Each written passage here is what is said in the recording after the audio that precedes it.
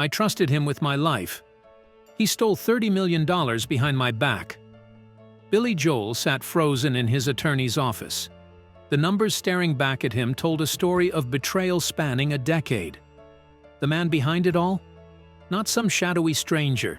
It was Frank Weber, his ex-brother-in-law, his daughter's godfather, the guy who ate Christmas dinner at Joel's table every year. While fans everywhere belted out Uptown Girl and Piano Man, the artist himself was getting robbed blind. His own manager quietly drained his accounts for 9 straight years. How does someone that close steal that much money for that long without getting caught? And why would Joel later sum it up with these chilling words? "I hooked up with the Borgias," comparing his manager to history's most infamous poisoners? The perfect heist starts with the perfect disguise. Frank Weber didn't begin as Joel's manager. He started as family. Back in 1973, Weber married Joel's sister Judy. Even after they split up, Weber stayed close to Joel.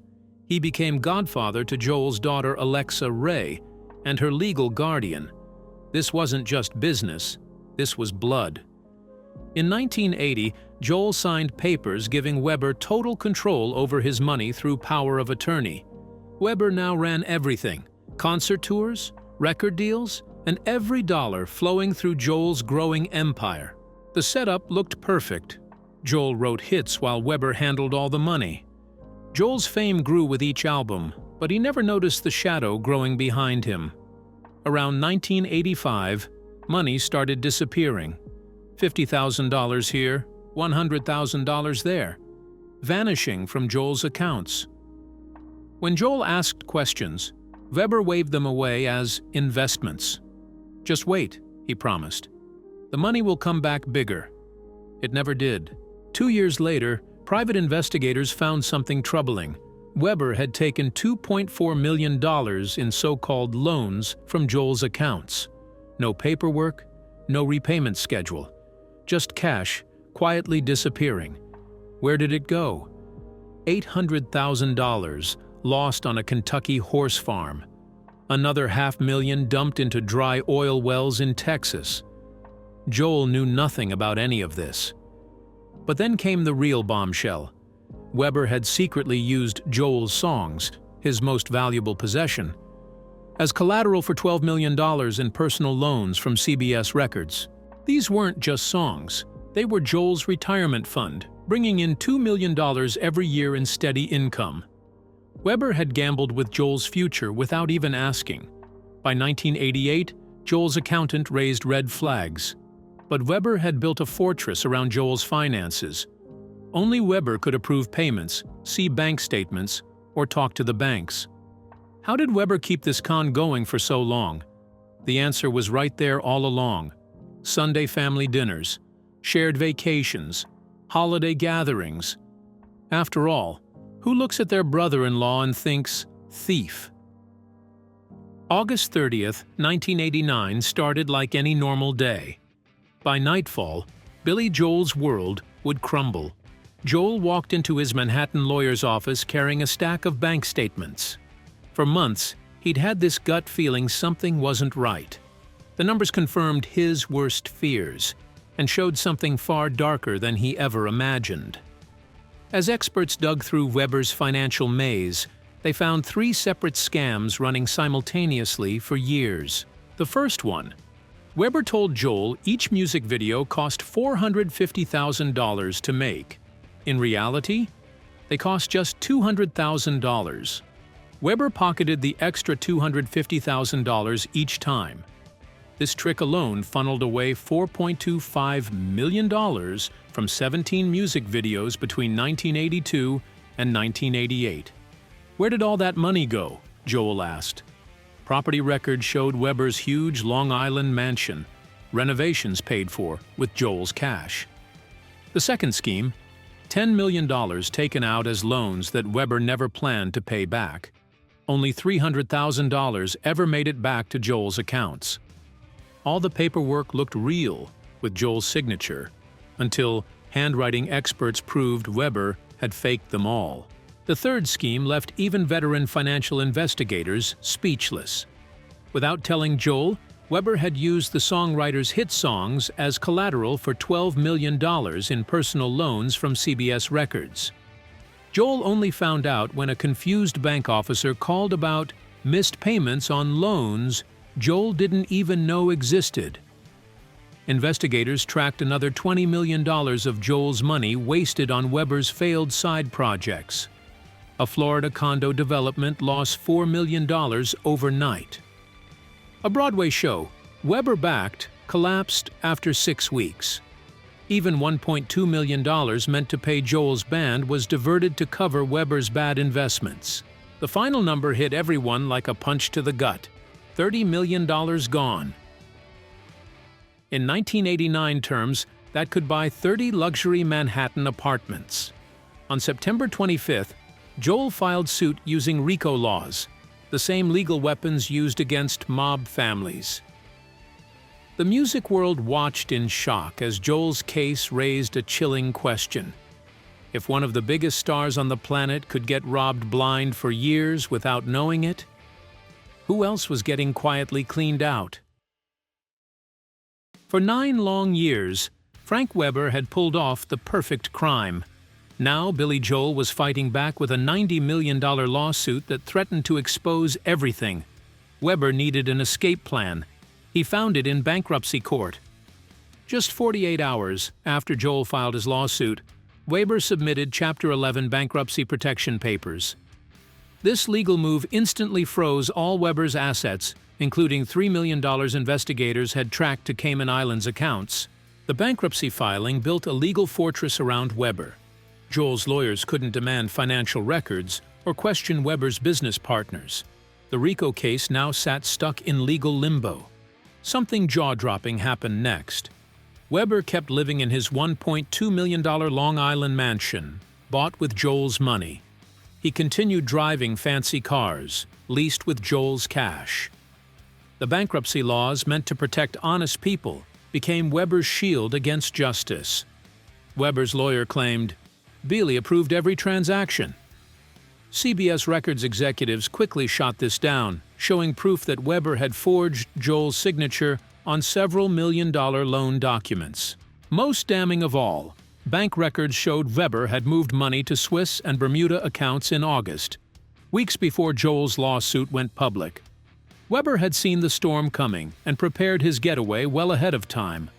By mid-1990, the legal battle had drained Joel financially. His lawyers had worked 1,200 hours at $400 an hour.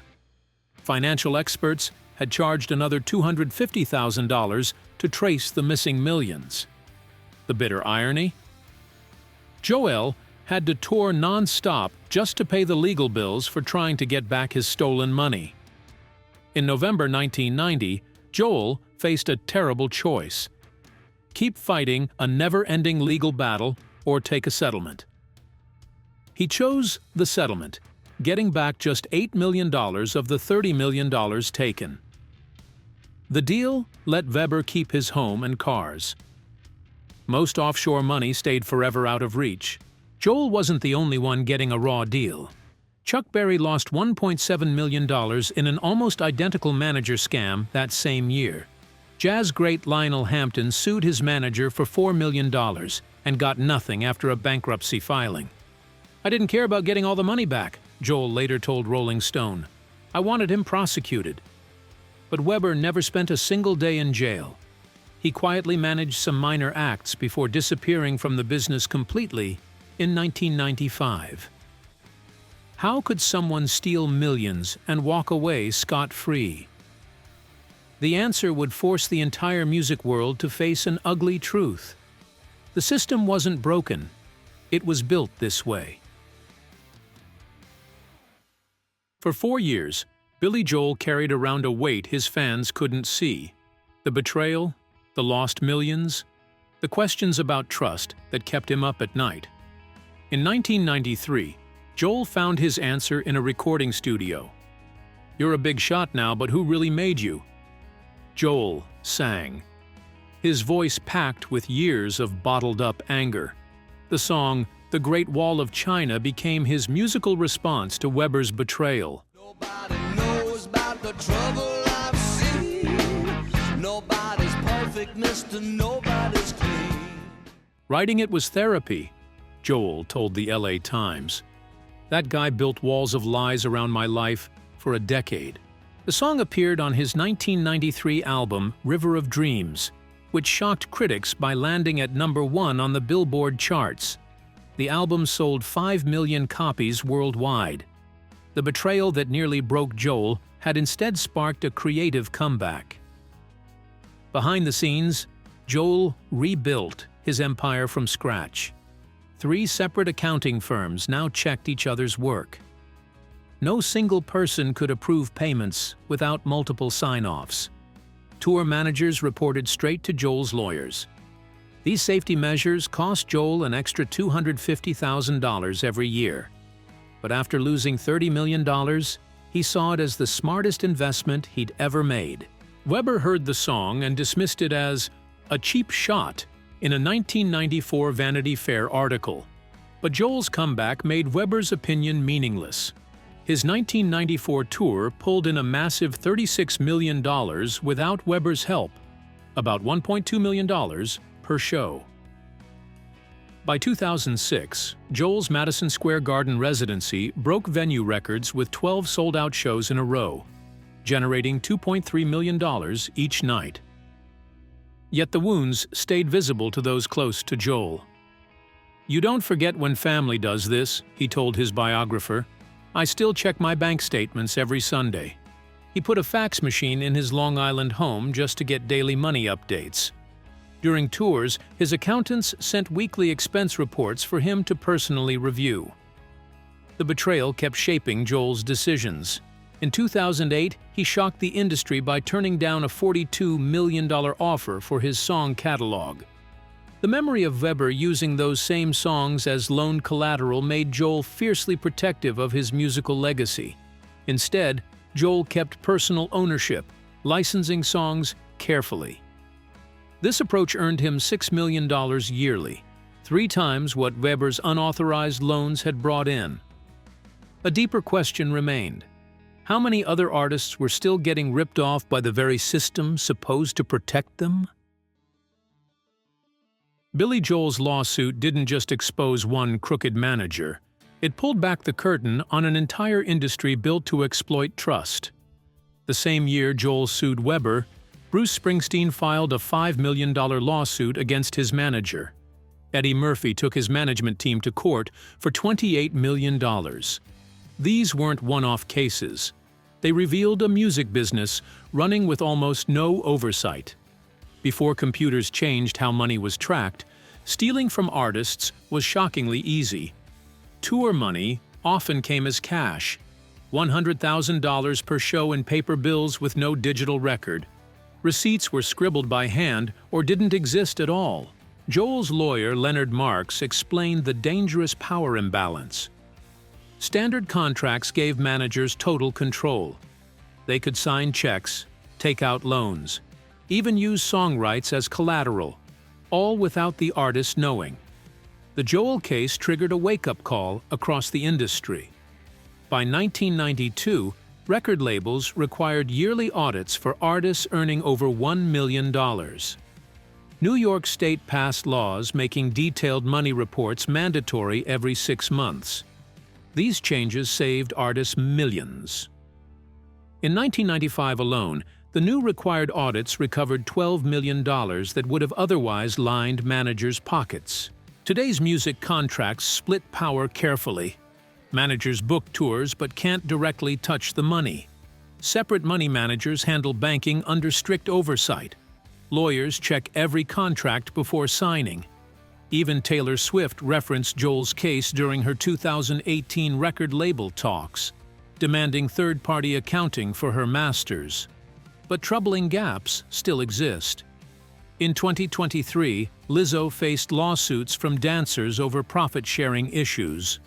According to industry reports, about 30% of major label artists still don't get regular, complete financial reports. The Weber case also exposed the danger of personal relationships in business. Joel wasn't the only artist betrayed by family. Hank Williams Jr., lost $3 million to his uncle's mismanagement. The Judd's mother manager Naomi kept 50% of their earnings, twice the industry standard. Technology has helped prevent some types of theft, but old-school fraud still happens. In 2019, R&B singer Tank sued his manager for $300,000 in missing tour money. The biggest change has been in attitude. Today's artists treat managers as employees, not family or friends. Contracts now include morality clauses and audit rights that weren't even imaginable in Joel's day. Billy Joel's story is required reading in my business law classes, says Berklee College of Music professor John Kellogg. It shows the basic danger of mixing personal trust with business money. Billy Joel still ends every show with Piano Man, the song that launched his career. But the guy who once handed his financial life to family now has 2 full-time lawyers who check every contract before it reaches his desk. The $22 million loss became what Joel calls tuition for learning who really cares. His 2014 biography shows Weber's side, claiming Joel knew about the risky deals. Bank records tell a different story, revealing forged signatures and unauthorized transfers. These days, Joel's team triple-checks every transaction. His Madison Square Garden residency has brought in over $150 million since 2014, proving that even the deepest betrayal couldn't stop his musical journey. But Joel's fight did more than just save his own career. His lawsuit forced an industry built on taking advantage of artists to create real protections. Today's music business, with its required audits, financial openness, and split authority, exists largely because one artist refused to stay quiet. Perhaps the most powerful lesson from Joel's story isn't about money at all. It's about what happens when business and personal relationships mix, and how fast trust can become a weapon when millions are at stake. For musicians everywhere, the Piano Man's painful journey serves as both warning and inspiration. Success without watchfulness creates danger, and sometimes fighting back, even when you can't win it all, changes the game for everyone who follows.